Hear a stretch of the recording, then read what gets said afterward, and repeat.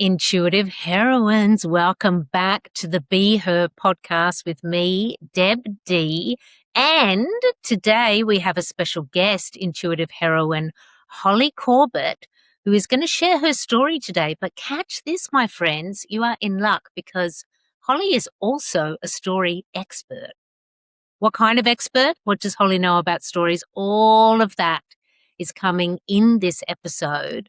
So strap in, get your mojo ready, street cred ready to roll, because we get to dive into an amazing woman's story today.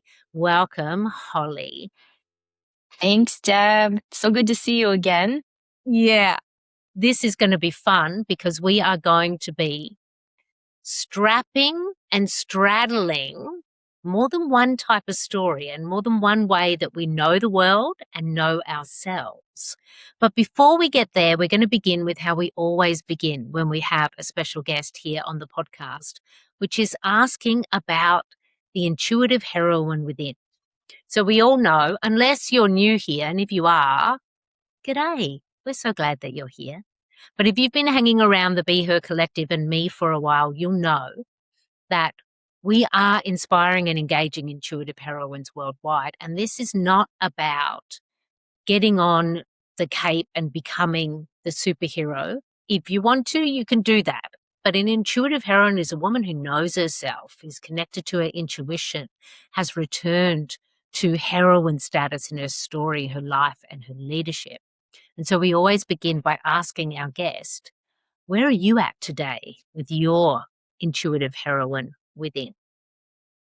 I love this question. Deb, you and the Be Her Collective community have been such a big part of deepening this relationship. And I think the intuitive heroine relationship, it's more of a journey than a final destination. But I think now I have enough life experience behind me to say that I know the magic that happens when I follow my intuition. And I also know the shit show that inevitably follows when I ignore my intuition. So I just want to say, I'm 100% here for the journey, for choosing myself, and for more women to choose themselves. That's where I'm at today. I love that so much because it is like the focus on the destination, I think, is what can trip us up a lot. Because then what happens is we can get stuck in a box that we didn't even realize we made. Because of the label or where we think we're supposed to be, or that's what success is. Or for me, Holly, it was around how are people going to understand who I am in the world if I can't get a label, and that label must make sense. I have to be taken seriously.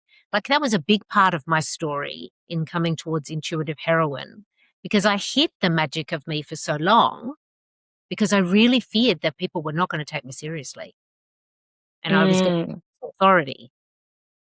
And so I don't know if that's a part of your story, but possibly. That I 100% relate to that. Yeah, 100%. I thought you might, because spoiler alert, my friends, I know Holly. We've spent some time together in various ways within the Be Her Collective and also as amazing women. And so I know a little bit of this story, but it's not my story to tell. It is your story, Holly. And now the mic is yours. Where do you want to take us today in your storytelling? I am going to tell a story about storytelling. I have always been fascinated by people and their stories. Even as a kid, I remember just going through piles and piles of my grandfather's like National Geographic magazines and just being so drawn to the stories of those explorers who were discovering like new people and new places. And, fast forward to my adulthood, my background is in journalism. So it's all rooted in it's storytelling, but it's really anchored in facts and data, research and studies. I got my master's degree in journalism, and my first adult job was at Condé Nast. So I don't know if you've seen The Devil Wears Prada, but that movie, the fictional company was based on Condé Nast, the big like magazine publishing house. And so my first job was as assistant happiness editor at Self magazine, where I wrote about psychology and fitness trends and health studies. But the common thread in all that was that I was weaving real women's stories into all of those articles. Um, and I mean, going back, just hot tip, telling your parents that you want to make a living as a writer in one of the most expensive cities on the planet probably won't generate a lot of excitement from them. And this was back before like the whispers of AI stealing jobs, but that's exactly, that's what I did. I had this intuitive hit. I felt like it was what I needed to do, and I followed it. Mm. Um, yeah, and it actually worked out. It worked out for me. I made a living as a writer, as an editor, working in New York City at some of the biggest publishing companies in the world in the golden age of magazines. So this is back when Mm. magazines still like had the black town cars and the big budgets. It was probably like 2003, 2004, 2005, 2006. Like think back to that era. And I was lucky enough to be there when magazines were still in their golden age. Um, and You then know, something started to happen. you know what I'm thinking of? I just want to like pause here because I wonder if anyone else is seeing this image. Like I remember reading Cosmo magazine as a Mhm. teenage girl. In Australia, the big magazine was called Dolly magazine. I've heard of it because we went to Australia and I remember seeing Dolly and falling. Yeah, I loved it. Yeah. And like I remember as a kid wanting to be inside that world. Like Hmm. how do the people get these writing jobs? How do these people get these stories told? Who are these models? Like it felt so far away. So did you have an experience like that as a kid where, your dream came true? You got to step into this magazine world? Yeah, it was always my dream. I got magazines every month, like I think Sassy and YM, and I back then like we didn't have the internet, right? So I had to wait every month to get that magazine in my mailbox, and I would just curl up with it, read it from cover to cover, and then read it again, and I'd have to wait all month for the next one. But I was like, who are the women that are writing these stories? How does this, how is it all put together? Um, it was a world that it seems so far away. I grew up in upstate New York, but I had never been to New York City. My family weren't big travelers. I lived in, a more rural area. Um, and so when I took that chance and bet on myself and said, yep, I'm moving to Manhattan. I don't have a job. I don't know how I'm going to pay my rent, but I'm going to find my way into that world where those women are telling those stories because I want to be part of it. And it worked, and I did. And so for me, it really was a dream come true, Yeah. to be part of that. And like I said, it was a golden age of magazines still. So I got to be part of that world when it was still glamorous, Mhm. I mean, You know what I'm hearing also? Like as a young woman, that's an intuitive heroine move. mm, Your yeah. intuition said, this is my world, this is my job, this is the city to do it in, this is the time. You listen to that Hmm. intuitive navigation, and then without knowing what's going to happen next, you chose yourself. You were like, I'm doing the damn thing. You bet on yourself. Hmm. Well Yeah. done. And that's part of it, right? Because we don't know what the future holds, right? And we don't have all the facts. Mm, and sometimes you just to follow that, like what's pulling you, Yeah. what is calling you. And I really do believe if something is calling us, then it's meant for us. And we just have to be able to take the jump and not know how it's going to turn out. Like take the leap because it's easier to say, that doesn't make sense or, oh, that probably won't work out. If you feel it strongly enough, I think there's a reason for it. And that's kind of how like I operated as like a 21, 22-year old moving to the city after college. Mm. Yeah. And then when you say there's a calling, when something's called, how do you feel or sense or know this calling? Because I think it's unique for all of us. I don't think there's one way. How does Yeah. that turn up for you in your intuitive heroine life? I really learned through the Be Her collective that there's a word for it. It's clear cognizance. It's just a really like deep hit, like go there, do that. It's Yeah. not a voice that I hear, it's not an image that I see. It's a full body knowing that this feels right. And then if I'm going to ignore it, I'm going to feel really uncomfortable. It's almost like I can't ignore it. Even if it doesn't make logical sense, follow that path because Yeah. it's too uncomfortable not to. Yeah. And so that path, you said yes to the call. You literally took the path into Manhattan and the glamorous magazine world. And then that was the dream job. You made it happen. But what happened next, Holly? So that was the dream job. But I also, working in magazines for a couple years, I kind of saw the writing on the wall and again, like felt like as, digital was taking over, as social media was just starting to happen, I felt like I could see that this magazine business model mm, was going to have to and so I ended up parlaying into social like impact work, but also like content marketing and leadership for the founders and CEOs of companies. And so I started out by working at a women led startup in the business of gender equality. So, a lot of like, we did a lot of studies and research on gender equality. But my main job was thought leadership for the founder, the CEO. And I Mm. discovered that I had a gift for ghostwriting, which is, it's kind of like being an actress, right? Like you're putting yourself into someone else's shoes and you're literally putting yourself into the voice of the other person. So it was still storytelling. It had just shifted and it had taken a new form. Um, And Yeah. that to me was exciting too. It was like another world of like, okay, women leaders in the workplace, Mm. in corporate, stepping into their power. Like that to me was really exciting and energizing. Mm. But Yeah. And then, you've got this experience of being inside stories, but inside other women's stories. Mhm. So how was that impacting your story, your evolution?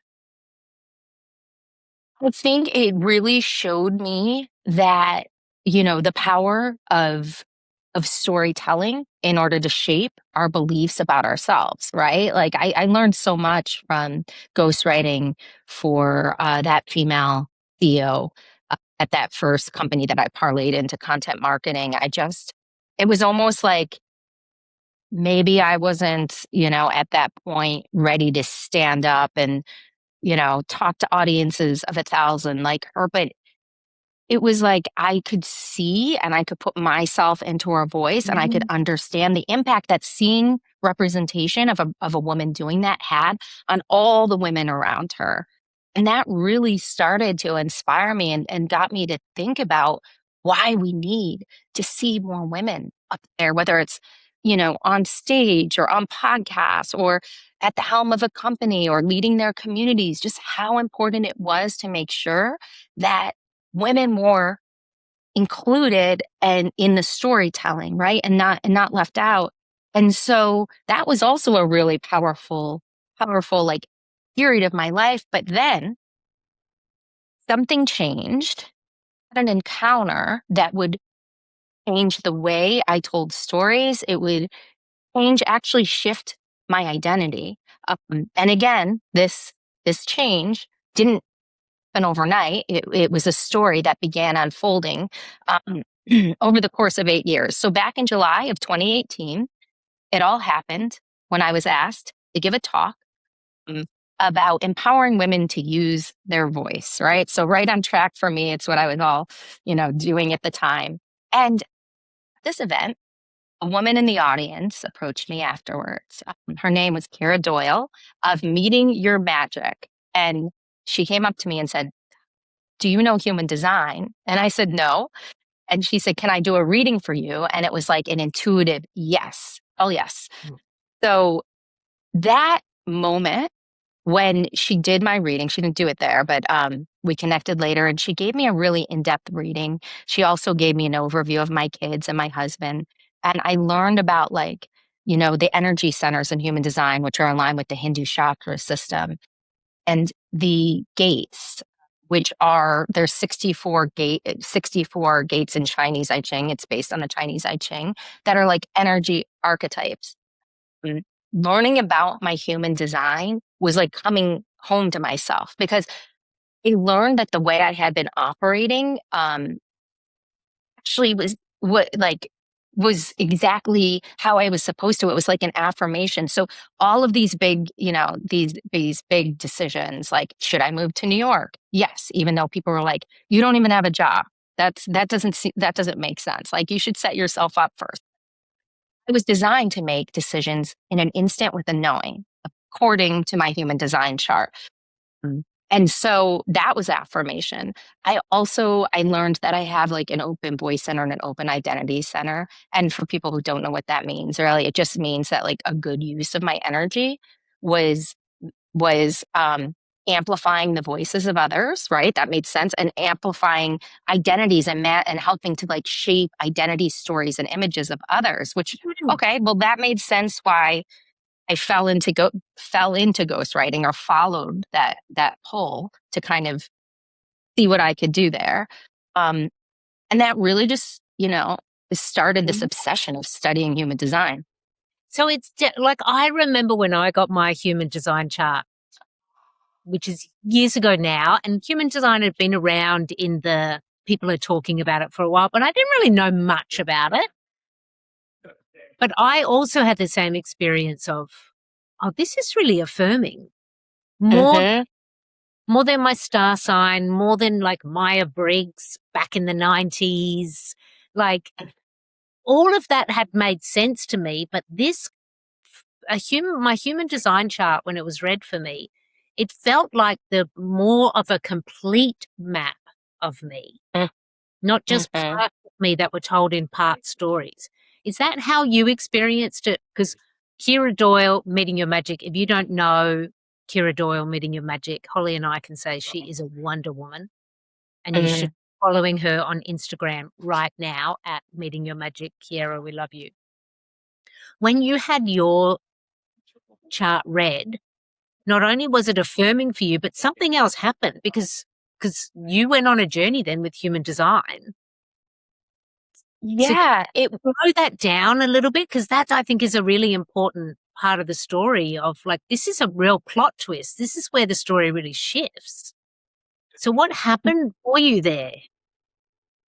it was another one of those hits like, wow, there's something here. And I mean, again, I worked at Soft Magazine. Worked in as the happiness editor studying positive psychology. So I had like astrology readings, which I love and resonated. I had done the Myers-Briggs. I had done DISC method. I had done all of those personality tests or assessments or human design was like, it was all of them layered over each other. And I just me being the journalist was like, well, I need to learn more. I need to understand how this works. I need to unpack this and see why Mm, these human design charts seem to be such a powerful representation of a person's energetic blueprint of their way of like navigating the world. Like, how the heck is this working? So about all these books, like, I mean, I have like books and cards. I don't know if you see them here. Like I piles and piles, because research, right? That's what I do.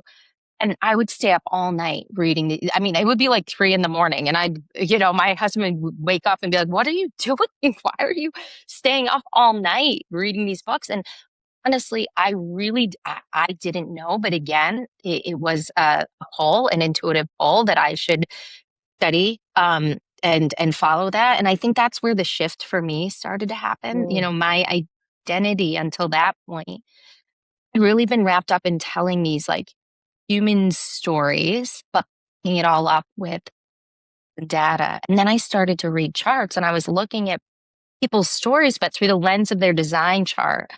And that was data, right? It was data, but I couldn't tell why it was accurate. Like I had no research to back it up. I yeah. had no studies. I only had this intuitive feeling and I started to see people's gates around them. I know that sounds strange, but I could talk to people and I could feel that they had a gate. And a gate is just, again, based on the Chinese I Ching. It's like an energy archetype. Like Deb, for example, I think you have gate 41, the gate of imagination, and really kind of seeing this like a new way forward, a new possibility for Yeah. how we can organize the world. So there are those things that would come to me. Um, Yeah. And I went, it's, and you're right, it is data, but hmm it's not like a statistic or a life experience where someone can tell this happened, then that made that happen. Like I'm imagining in your journalism and even in your ghostwriter um, chapters, it was always based in what is real, what can I touch? Like the hmm very like this has either happened or we have statistics or facts to back this up. That kind of data. Whereas when you're talking about someone's gates, when you're talking about someone's human design, that is data, but like you can't touch it. Like yeah, it's you can't, it's a different it's entity. there. Well, it's there, it's data, right? Like, okay, this is defined or this isn't in your chart, but it's like I could feel it.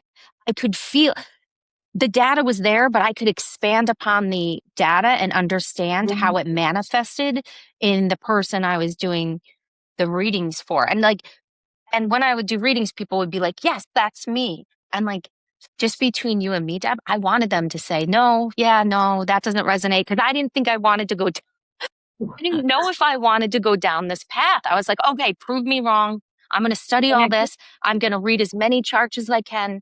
Tell me that this doesn't make any sense to you. Just, because I would read charts for people I didn't know. And I was like, are you going to tell me this doesn't sound like you? And they'd be like, this is eerily accurate. So, and it's all in a chart. Don't know how it works. And what was that about, Holly? Why did you not want this to be right? Like, I think I know the answer, but I'm just guessing. Love to hear from your voice. Why did I you not want this to be real?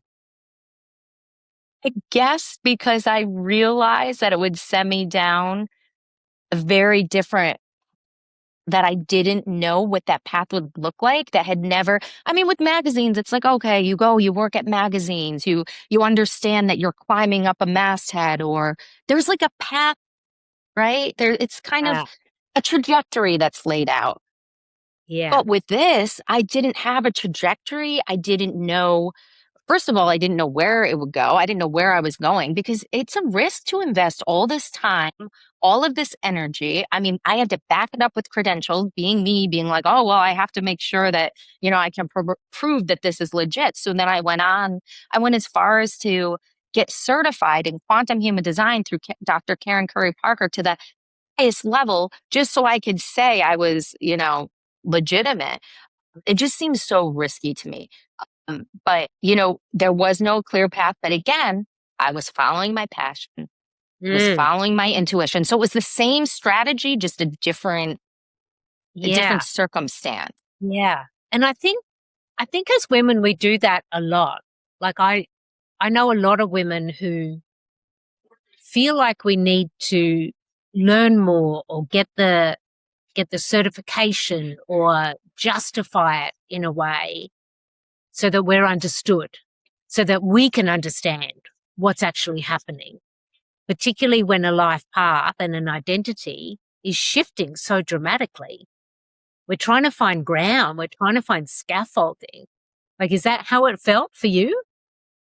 That's absolutely how it felt. And I think that, we've been conditioned to think that we need to have all of this training and proof and to back it up because as women, the value of our intuition has been downplayed, right? Like you've probably known things before, and people are like, "Well, how do you know?" Oh, well, that's just you don't because you have no facts to back it up. But women know, we all know, We right? all know. We all know. Yeah. Yeah. And some of the women know that they know, but they don't know how to know. You know, hmm they still don't know how to trust. They still don't know how to use that voice. Often it will come out in a woman at an extreme situation, like a child is in trouble or there's just about to be something really dangerous about Yes. to happen. And then a woman's intuitive voice will like come out from like the locked closet. So I think, like what you're describing, moving from this place where not only were you in magazines and ghostwriting, but you were esteemed there. You were in major organizations working with leaders, to then find yourself on this new path, which is about like chakras and the I Ching and gates. And, like, it's so different. So what did that do to your identity in like understanding yourself? Mm. I mean, I retreated a little bit. Like I really did. I was like feeling a little bit like, oh God, where am I going? Right? Because we don't like uncertainty. It's uncomfortable. And that's why like everything shifted for me then when I knew my identity needed to be updated so that, I could integrate this deeper layer into telling people's stories that also included energy and intuition. Um, and that was really like I'm so thankful I found the Be Her Collective because I think women, there's so much power in gathering and having community. And I think that, the Be Her Collective really kind of held me during that transition, right? When I was like, what does this all even mean? And why am I doing? And there were other women there who were, going through their own identity shifts and hearing their stories actually really affirmed to me that like, this is powerful work. This is necessary work. Reading women's charts so that they can, as you say, remember who the fuck they are. Not that they don't know who they are, but to really just have that affirmation of this is how I'm designed. I know who I am. It's harder to shake a woman who knows herself, right? Like life Yeah, can throw things at you, but when you've got that anchor, you're like, maybe it's not easy, but you're going to find a way around. And I think for me, that was the purpose of it. I'm like, why am I doing it? That's why. That's why I'm yeah, doing it because yeah, I needed to teach what I myself needed to learn. And yeah. that, Which is often the journey, like a great guide is someone who is actually only a couple of steps beyond where you are. They've been on the path. They know identity shifting. They know changing status. They know it from Mhm. the inside. And I'm just going to say this now in case it's not clear. Holly is an amazing human design reader. So I had my human design chart done years ago, like I think it was 2021. And then when we connected, Holly, you said, well, I could look at your chart. Let me just see what I see. And I was like, I'm into it. Like anyone offers me anything in the magic realm or anything going to give me some more information on my journey, I'm so into it. I don't ask Me questions. too. I say yes. But then when we got together and you were particularly about the gates, Holly, because I remember one of my gates is, I don't remember what number it is or the proper name, but it's about me being a divine translator. I think it is. Gate 23. Yes. Yep. The 23. power to take those downloads and translate them in a way that people can understand, right? And Yes. And that's what people call Deb talk. They're like, oh, you make all that astrology stuff or the stuff about the moon or understanding intuition. yes. You say it in a way that I can understand. And I've always been able to do that. And I've always been Mhm. like, am I a spirit interpreter? Like, is that my job? But I never had a name for it. I never knew what it was. It was never Mhm. affirmed by anyone else. And it didn't come up in my human design reading the first time I had it because it was Mhm. more of a, this is who I am. I'm a manifesting generator and, like kind of the foundation information. But Mhm. because you literally opened my gates by letting me know what they were. And that in my human design chart really opened up me Mm. knowing, not only knowing who I am, but giving myself full permission to be that woman. Mm. I love that. Yeah, and I think that's what it does. It's not that you didn't know you had this gift. Other people had already talked to you about it, right? Like they recognized that was a strength of yours. But there's something about understanding that that is a part of your energetic blueprint, a part of how you're designed that makes you like it just gives you that you don't need the permission, but it helps you really kind of ground into yourself, ground into your power. And then that's what I started to experience at these human design readings were that I could, while I was going through my own identity shift, I could serve as a catalyst for an identity shift or just an identity affirmation in someone else, right? Like you have gate Mm. 23. Of course you do. But it's so nice to hear, right? It's so nice to Yeah. Yeah. understand that. And it's more than nice. it's more than affirming. It's this golden ticket to Mhm. be like, I don't need to try any harder. I don't need any more Yeah. permission slips. I can actually own this. And this is Mhm. what I'm here to do. So get busy doing that, Deb. You know? Yeah. Yeah. Yeah. So take us now to like your energy blueprint of like, where are you at now in your story? Like today. So I would say, I mean, I just want to say that when I was still like kind of fighting it, like you just said, like human design gives you the opportunity to kind of go more in flow than try to explain yourself or push for things. But when I was still in that kind of identity, what would you call it? Like just confusion with the human design and the journalism, I reached out to you because I was like, Deb, I see this. I got the data on a chart, but I feel the energy when I'm reading. I need you to teach me Reiki. You teach Reiki. Can you teach me? And you said yes. And that really helped me to actually embody Yeah. what I was feeling when I was reading people's charts and be able to actually better channel the energy and to what downloads am I getting that I need to share with this person for their highest good. So Mm. I would say, I used to I take it as a big responsibility actually, to hold the space for people to reflect their stories back to them and maybe even shift some of those stories like for their Yeah. highest good, whether I'm amplifying a women leader in my Forbes column because I'm still do journalistic work, or I'm doing a human design reading for a woman in midlife, but I no longer see the role of like journalist and human design reader as separate, because they're not separate. It's balancing data with intuition, like concrete facts that we can see with energy that we can feel. And I would say, that is the story of my intuitive heroine identity shift. Yes, I love it so much. I mean, there's so many layers in this story which we haven't had a chance to get to because we have had an amazing Reiki journey. Holly is now a Reiki master. She's gone through Reiki 1, 2, level 3 master level with me. So as well as human design, she is a Reiki master. She is a story expert. She is still writing stories. She is still interpreting women's stories through their charts or people's stories.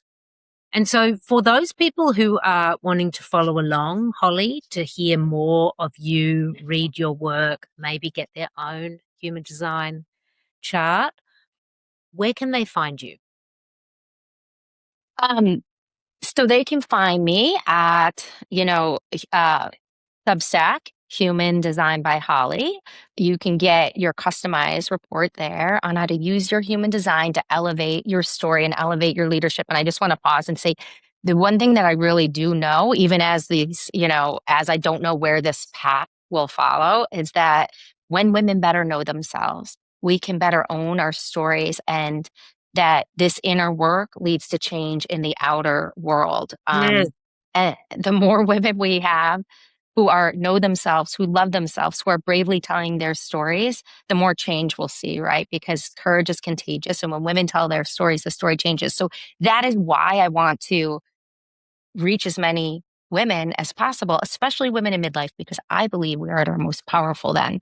And that's why I'm creating those customized reports so that, women really can understand that this is how they're designed and then go out and do the damn thing. Yes. Listen to that liquid gold, my friends. Like you just shared, Holly, how powerful it is when women can know who they are and have the not only the space, but also the courage to tell their story as it is. And that's Hmm. exactly what you've done for all of us here in the Be Her Collective and in the community by sharing your story today. Everybody, I'm going to have the links down below to follow Holly on Substack. If you do not have your human design chart, this would be where you start. And if you do, you still may want to connect with Holly because as I shared in my story, it really opened up so much more when I connected with you and human design in going deeper into what is this blueprint.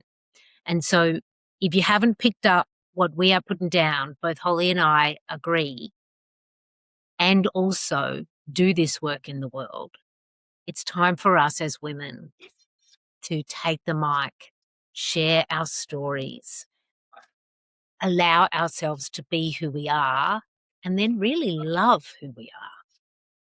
Because that's how we're changing the world. We're changing the narrative, and that changes the world.